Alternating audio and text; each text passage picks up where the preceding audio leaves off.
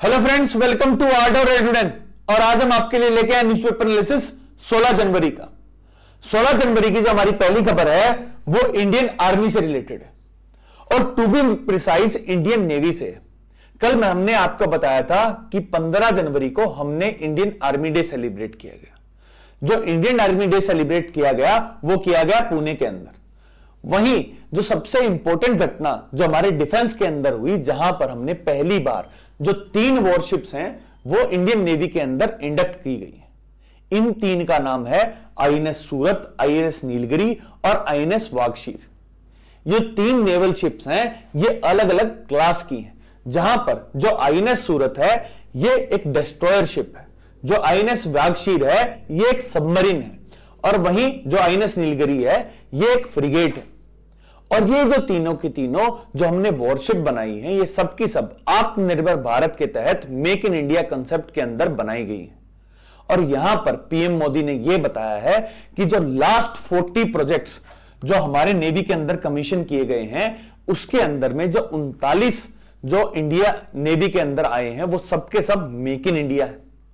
इसके तहत जो हमारा जो डिफेंस है उसको सपोर्ट मिलता है और इंडियन ओशियन रीजन के अंदर जो हमारे जो नेवल शिप्स हैं वो ज्यादा अच्छे तरीके से हमारी सिक्योरिटी कर पाएंगे। वहीं हम जब नेक्स्ट न्यूज की तरफ चलते हैं, वो हमारे जो 3 एजेंसी थी जिनके ऊपर एम्बार्गो लगा दिया था यूएसए ने। क्या लगाया था? 1998 1999 के अंदर जब इंडिया ने न्यूक्लियर परीक्षण किया था पोखरण के अंदर, जहां पर ऑपरेशन शक्ति के तहत हमने बताया था कि हमारे पास न्यूक्लियर वेपन है। उसके बाद से यूएसए ने हमारे ऊपर सैंक्शंस लगा रखे थे। उन सैंक्शंस के बाद 2008 का साल आता है जहां पर एक न्यूक्लियर डील हो जाती है इंडिया और यूएसए के बीच में। तब जॉर्ज डब्ल्यू बुश और हमारे प्राइम मिनिस्टर मनमोहन सिंह जी के बीच में एक न्यूक्लियर डील होती है जहां पर यूएसए ने हमसे प्रॉमिस किया था कि वो हमें न्यूक्लियर टेक्नोलॉजी देगा। लेकिन 2025 तक जो हमारी जो 3 मेन एजेंसीज हैं उनके ऊपर अभी तक सैंक्शंस लगा रखे थे यूएसए की गवर्नमेंट ने।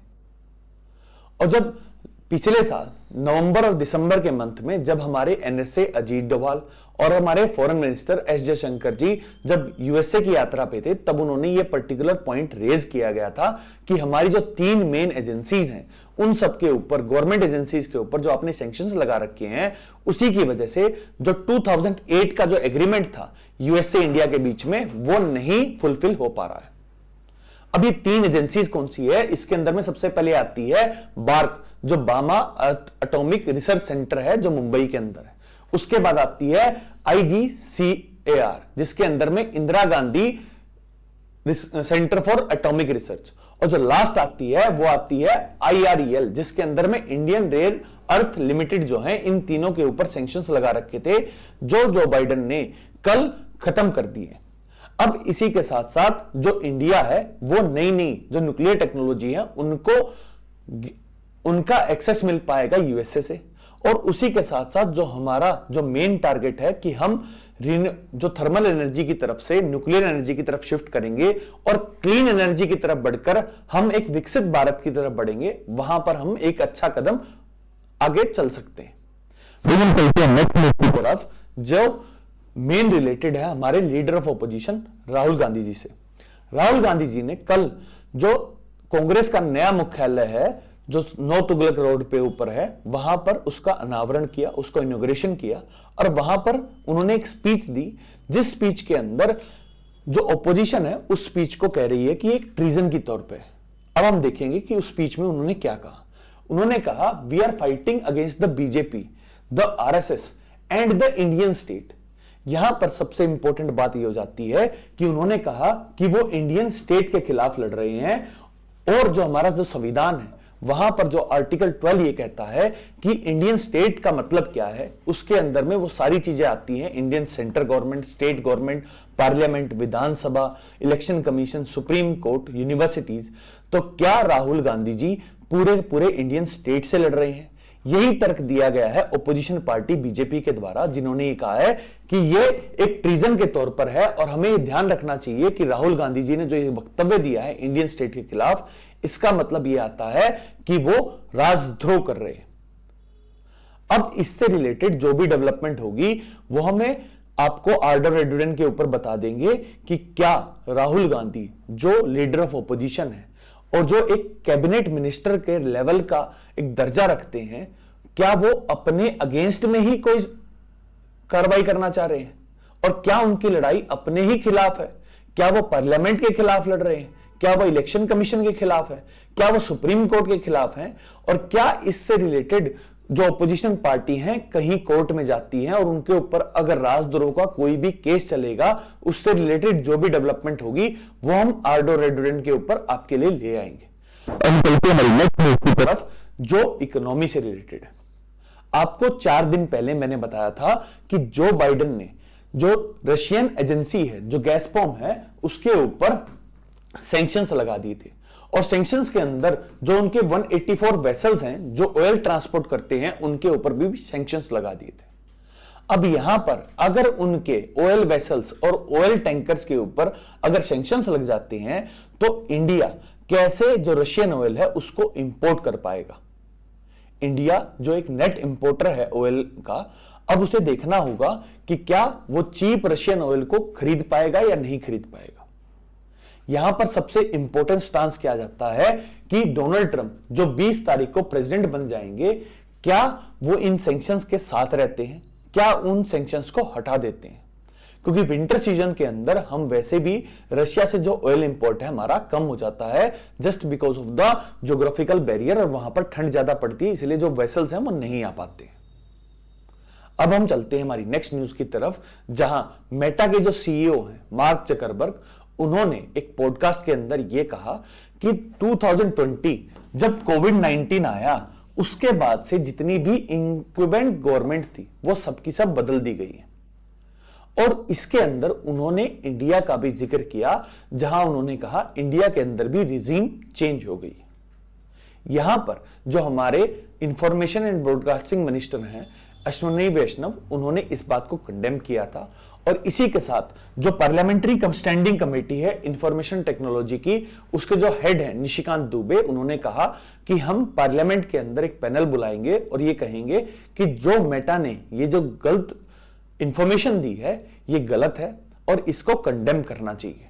यहीं पर मेटा के जो इंडिया के जो हेड हैं जो शिवनाथ ठकराल, उन्होंने कहा है कि ये मिस इंफॉर्मेशन थी और इसके लिए मेटा और पूरा जो इंडियन ऑपरेशंस है वो सबके सब इसके लिए माफी मांगता है।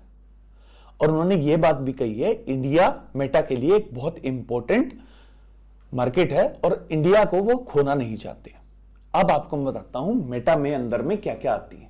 मेटा के अंदर में आती है फेसबुक, इंस्टाग्राम और व्हाट्सएप, और इंडिया के अंदर इनके सबसे ज्यादा बेसिस हैं और सबसे ज्यादा पीपल इनके यूजर्स भी हैं। अब हम चलते हैं नेक्स्ट न्यूज की तरफ, यहां नेशनल न्यूज को डिस्कस करेंगे। और नेशनल न्यूज के अंदर जो सबसे पहली न्यूज है वो सुप्रीम कोर्ट से आई है और सुप्रीम कोर्ट ने एक नोटिस जारी किया है किसके खिलाफ? इलेक्शन कमीशन और गवर्नमेंट ऑफ इंडिया के खिलाफ।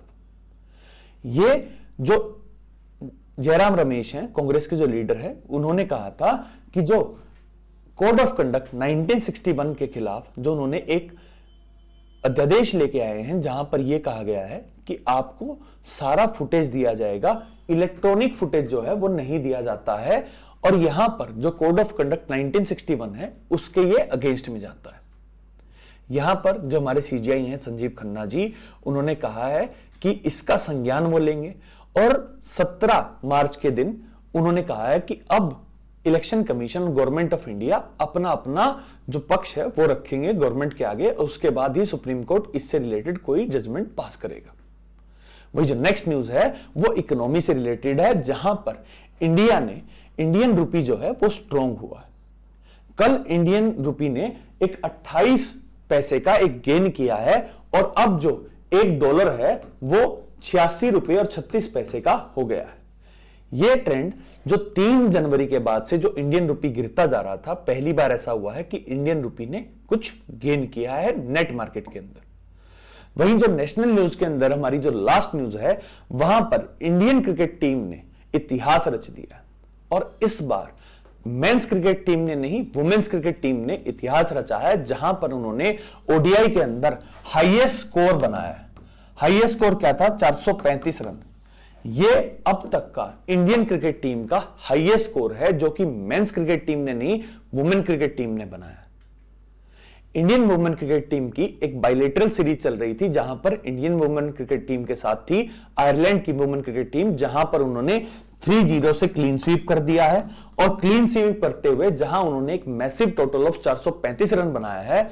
इससे पहले जो इंडियन क्रिकेट टीम है, जो मेंस क्रिकेट टीम है, उसका जो हाईएस्ट स्कोर था वो था 418 रन। कल उन्होंने ये क्लीन स्वीप किया और 304 रन की एक मैसिव विक्ट्री ली। अब हम चलते हैं न्यूज की तरफ, जहां हम वर्ल्ड न्यूज को डिस्कस करेंगे। और वर्ल्ड न्यूज में जो सबसे पहली न्यूज आती है वो इजराइल हमास युद्ध से। जो गाजा के अंदर जो युद्ध चल रहा था, वहां पर अब फाइनली जो सीज फायर है वो लग चुका है और आज से जो सीज फायर है वो चालू हो जाएगा। अब मैं आपको बताऊंगा ये सीज फायर किस तरह से हो रहा है। इस सीज फायर के अंदर फेज मैनर के अंदर ये सीज फायर होगा, जहां पर फेज 1 के अंदर जो ड्यूरेशन है 6 वीक का एक सीज फायर होगा, जहां पर कोई भी कॉन्फ्लिक्ट नहीं होगा इजरायली फोर्सेस और हमास के बीच में। इसके साथ साथ जो 600 ट्रक हैं, जो एड है जो गाजा के लोगों के लिए है, उसको पास करने की इजाजत दे देगा इजराइल। इसके साथ साथ जो 33 होस्टेजेस जो हमास ने रख रखे हैं उनको भी लिबरेट किया जाएगा। और इसी के साथ साथ जो 30 जो फिलिस्तीनी हैं जो इजराइल के पास हैं उनको भी फ्री कर दिया जाएगा। इसके अलावा अब जो ये जो मैनर है, जब फेज 1 16वें दिन पे पहुंच जाएगा, उसके बाद डिसीजन होगा कि फेज 2 कैसे चलेगा और कैसे फेज 3 होगा और कैसे जो इजरायली फोर्सेस हैं वो गाजा से पुल आउट करेंगी और गाजा के अंदर कैसे नई गवर्नमेंट बनेगी, ये सब देखने की बात है।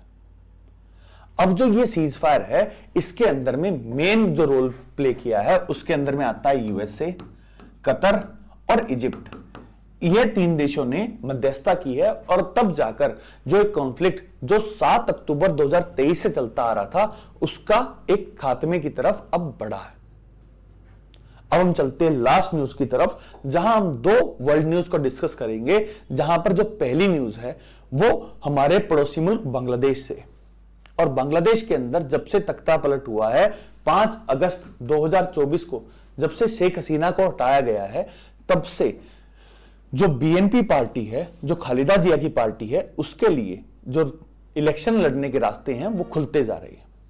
कल सुप्रीम कोर्ट ने जो खालिदा जिया, जिनके ऊपर करप्शन का चार्जेस था कि जब वो 1991 में जब वो प्राइम मिनिस्टर थी, तब उन्होंने $2,500 की एक रिश्वत ली थी, जिसके केस के ऊपर वो कन्विक्टेड थी।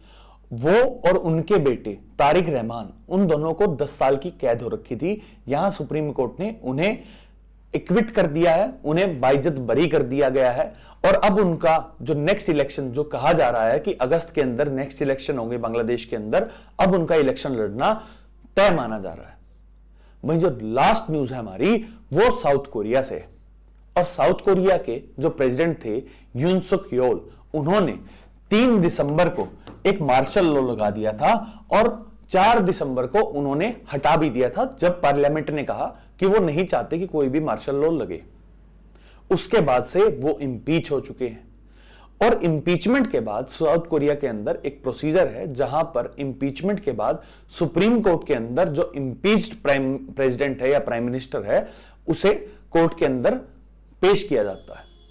और यहां पर जो अरेस्ट है उनका कल कर दिया गया है। और ये अरेस्ट इसलिए इंपॉर्टेंट हो जाता है क्योंकि यून सुक योल के जो सपोर्टर हैं वो पिछले 2 हफ्ते से उनकी अरेस्ट को रोक रहे थे।